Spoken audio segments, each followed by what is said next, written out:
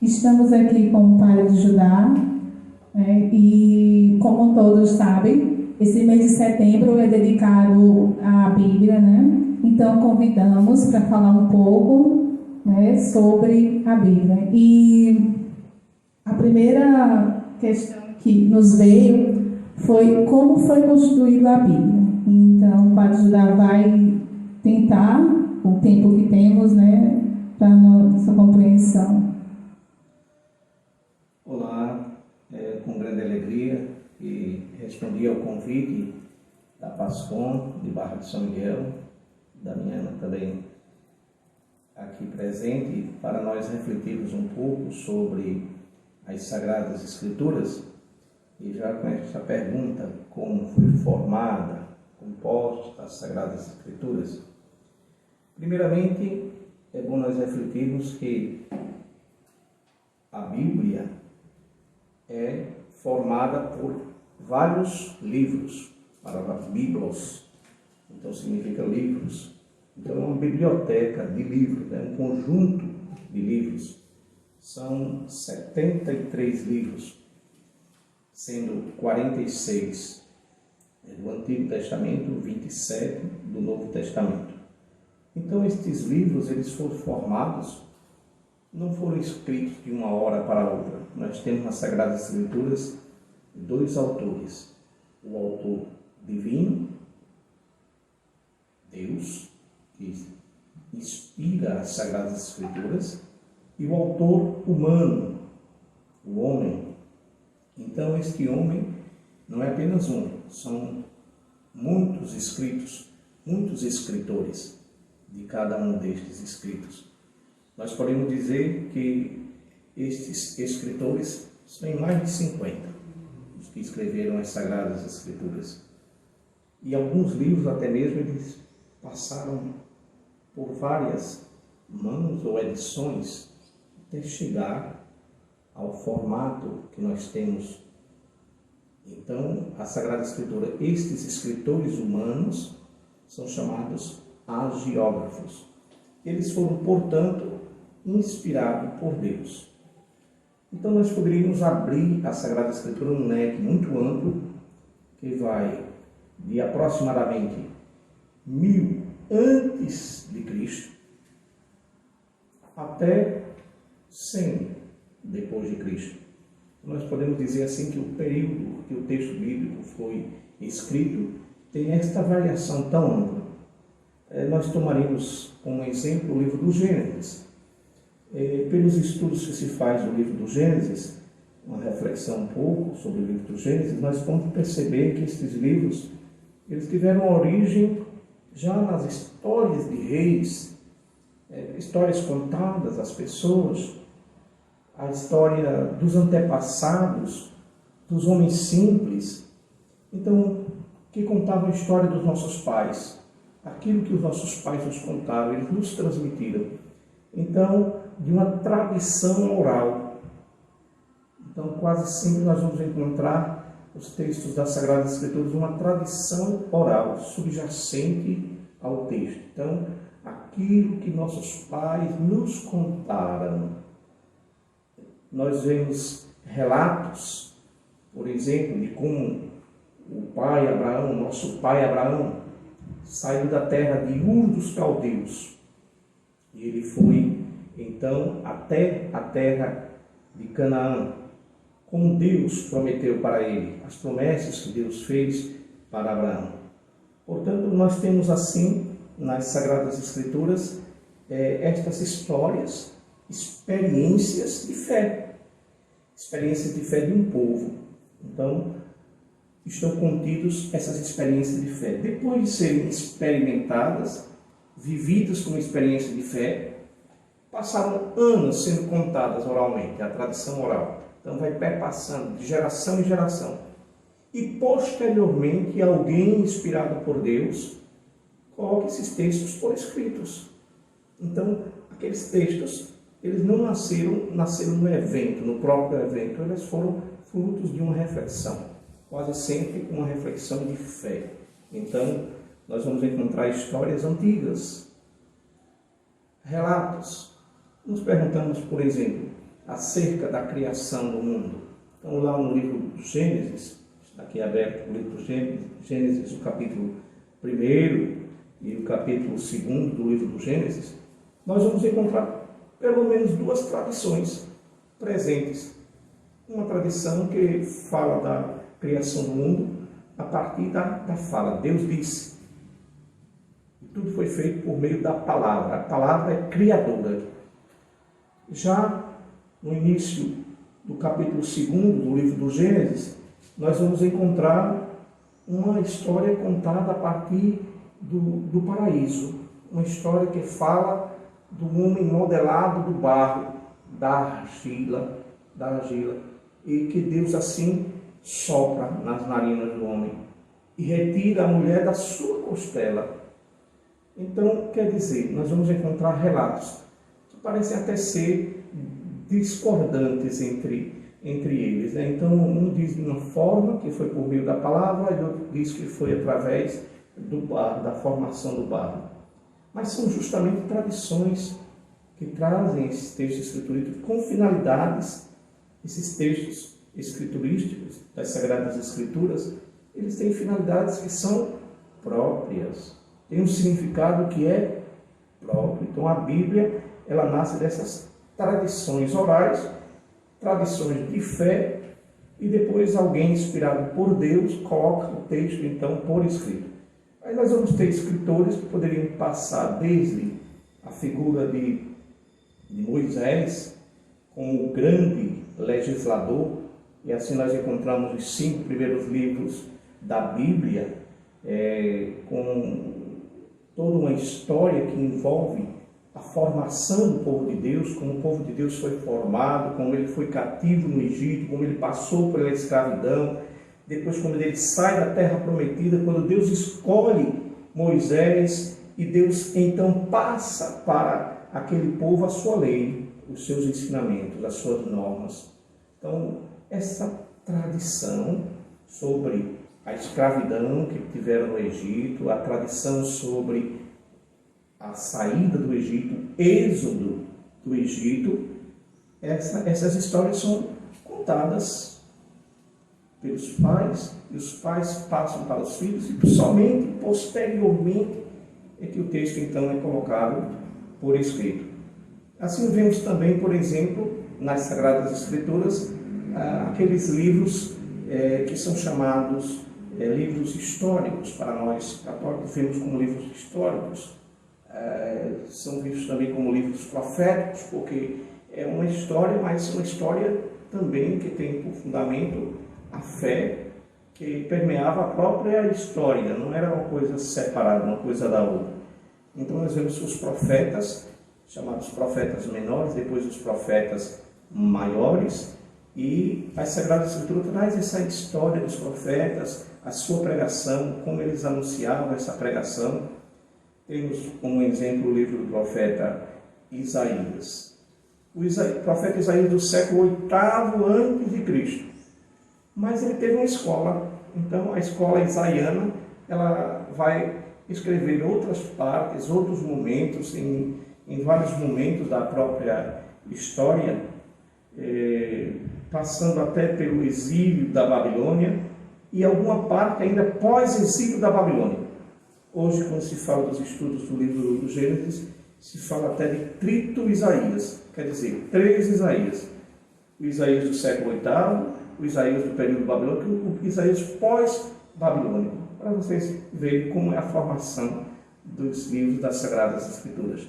Nós vamos encontrar uma riqueza enorme dessas tradições proféticas, que alguns foram escritos ou pelo próprio profeta ou por alguém próximo do profeta, como exemplo, Baruque.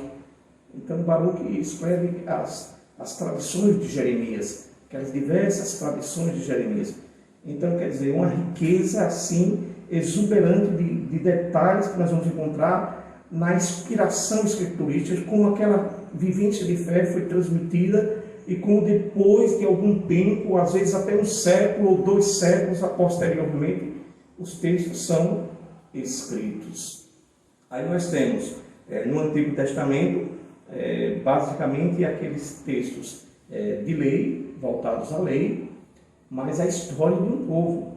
Então, a lei não está desligada da história. Então, Deus se revela na história. Por exemplo, em Êxodo, capítulo 3, nós vamos encontrar a revelação do nome de Deus.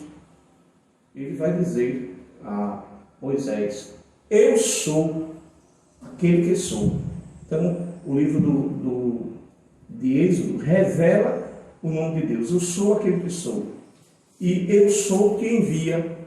Quer dizer, aquele que envia vários. Quer dizer, é o Deus que age na história do povo. O Deus que age através do seu escolhido, de Moisés, o seu escolhido. E assim para libertar o povo da escravidão. Daquela escravidão que estavam passando assim no Egito. Até Moisés, ele tenta um pouco escapar da situação. Ele não quer assumir, mas Deus assim diz: olha, leve Arão contigo, ele fala em teu nome. Mesmo que Moisés tivesse uma dificuldade em falar, mas Arão ia falar no lugar dele. Então quer dizer, a história das escolhas de Deus, como Deus faz suas escolhas. Então esses homens inspirados por Deus, quando nós falamos assim de inspiração, a gente deve ter muito cuidado. A gente pensa que alguém fechado os olhos começou a escrever e surgiu a Bíblia a partir de um sonho de alguém que começou a escrever o texto, ou não. Quando Deus inspira o homem, Ele utiliza também das suas capacidades mentais, utiliza da sua história, utiliza até mesmo da sua interpretação de mundo. Então, quer dizer, como aquela pessoa, como aquele povo interpretava até as circunstâncias da vida. Algumas expressões nas Sagradas Escrituras, elas só podem ser entendidas no contexto histórico próprio, daquela época, daquele tempo. Então, só pode ser compreendido a partir de um lugar de nascimento do texto. Aquele lugar de nascimento do texto nos dá também a própria interpretação das Sagradas Escrituras. Então, os livros eles são formados. Então, nós temos livros que foram escritos antes do período do exílio da Babilônia. Nós sabemos que o exílio da Babilônia, em primeira deportação em 597 a.C., segunda deportação em 587 a.C., e somente cerca de 50 ou 60 anos após é que eles saíram cativos da Babilônia e saíram libertos da Babilônia, guiados por Ciro. Então, quer dizer, eles voltaram para a terra de Canaã.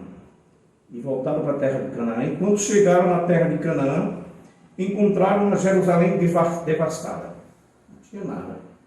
Porque aqueles que tinham sido levados cativos para a Babilônia eram os líderes, eram os chefes. E aqueles que ficaram eram mais as pessoas mais simples. E não reconstruíram, não tiveram condições de reconstruir Jerusalém. Então, a tarefa daqueles que saíram, que voltaram da Babilônia para a terra, era reconstruir. Então, nós vamos encontrar vários livros das Sagradas Escrituras que falam sobre a reconstrução.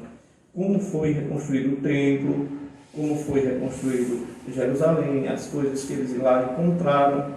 E também conta a história de como eles passaram na Babilônia, né? No período do exílio da Babilônia. Diz assim: junto aos rios da Babilônia, nos sentávamos chorando com saudade de Sião. Nós vamos encontrar nas Sagradas Escrituras aqueles livros também que trazem um aspecto histórico. Então, temos 1 Crônicas, 2 Crônicas, podemos incluir também nesses livros Juízes, o livro dos Juízes, e vamos encontrar também o livro de Josué, 1 Reis, 2 Reis. Então, estes livros das Sagradas Escrituras, 1 Samuel, 2 Samuel, ele traz um pouco mais um aspecto histórico, mas não é história como a gente pensa. A gente, quando pensa em história, significaria apenas uma descrição dos fatos ocorridos. E, se fôssemos olhar também a história grega, ou encontramos também história nos nossos livros, em sala de aula, não é apenas uma descrição de história. Nós temos a história e também a interpretação que se dá a essa história.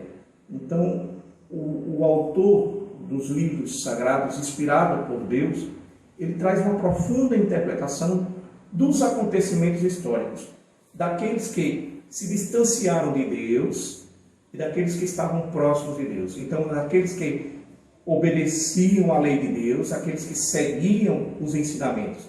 Então, será julgado os reis, não conforme os critérios, se ele foi um bom governador, se ele agiu como um bom governador, mas se ele cumpriu aquilo que estava na lei deuteronômica, se ele cumpria aquilo que estava no código de leis. Então, a história nós podemos chamar de história deuteronomista, porque é a partir da interpretação da lei que está escrita no livro do Deuteronômio.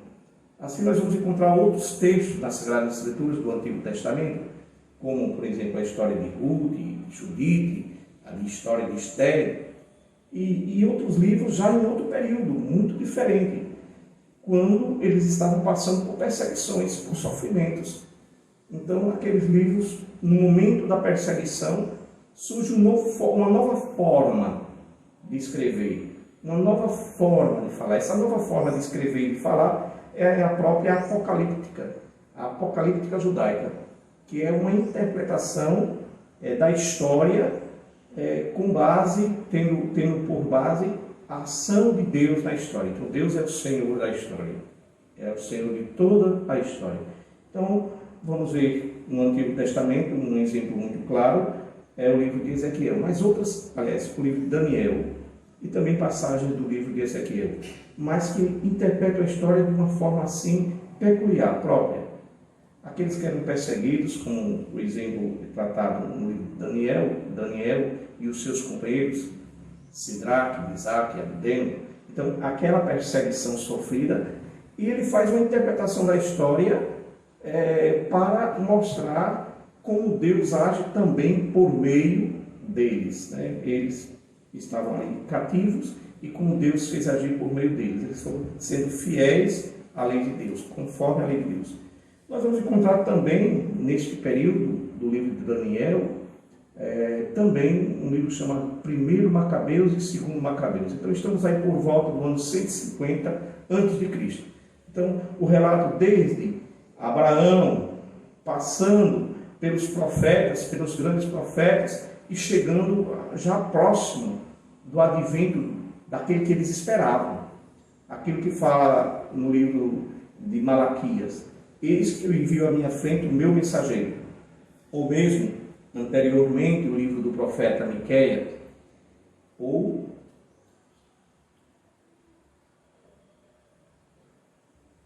o próprio profeta Isaías: eis que uma virgem conceberá e dará à luz um filho.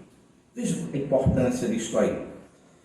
Os textos das Sagradas Escrituras foram escritos em período diferente, uma distância muito grande entre o primeiro livro, cerca de 1000 anos antes de Cristo, até 100 anos depois de Cristo. Nós temos aí um intervalo de cerca de 1000 anos, 1100 anos aproximadamente, e durante este processo de formação dos livros sagrados, um livro ele vai acrescentar a outro, ele vai trazer uma nova mensagem, ele vai se unir a outro numa perspectiva de fé.